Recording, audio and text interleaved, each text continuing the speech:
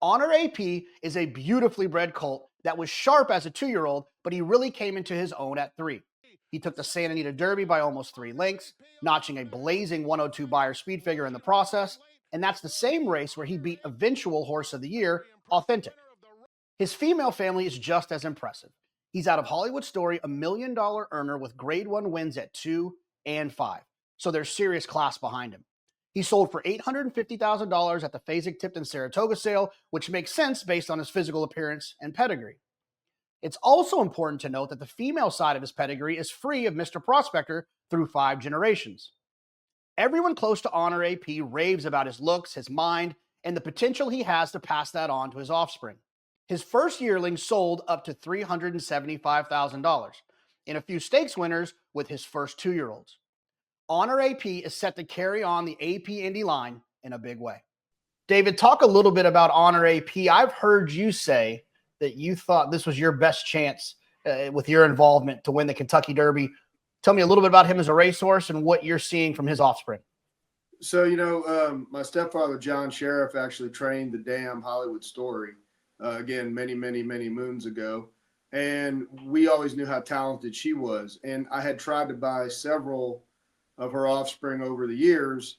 And this was out of Honor AP, was out of Honor Code's first crop. And he was magnificent looking. I mean, he looked like an oil painting up there at Saratoga when we bought him.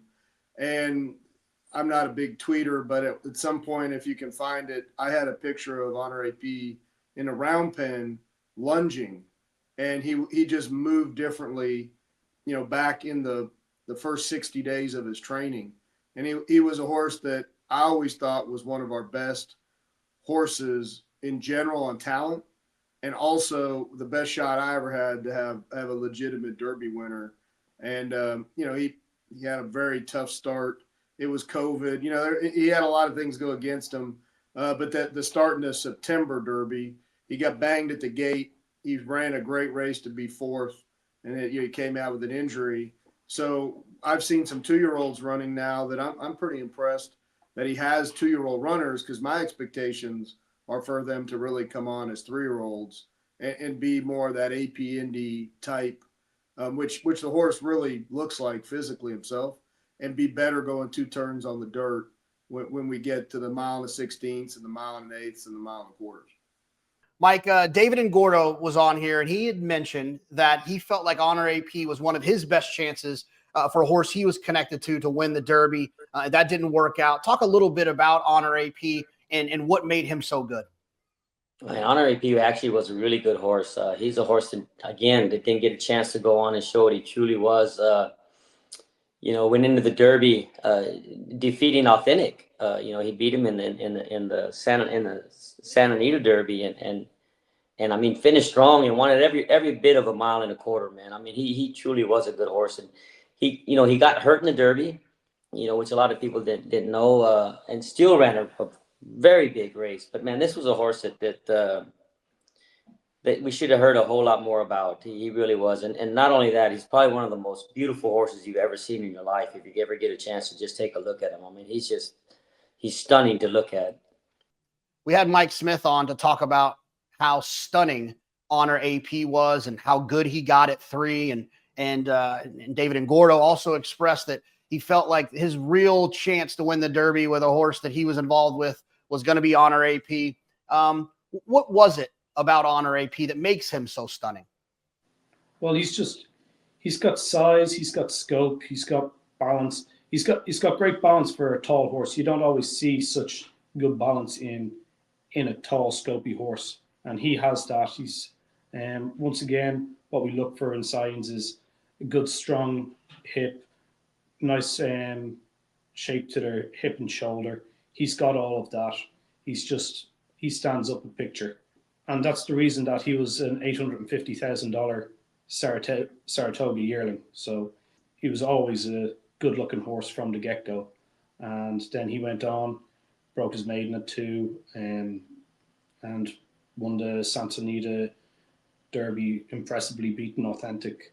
And then probably ran the best number in the Kentucky Derby that year, that COVID year.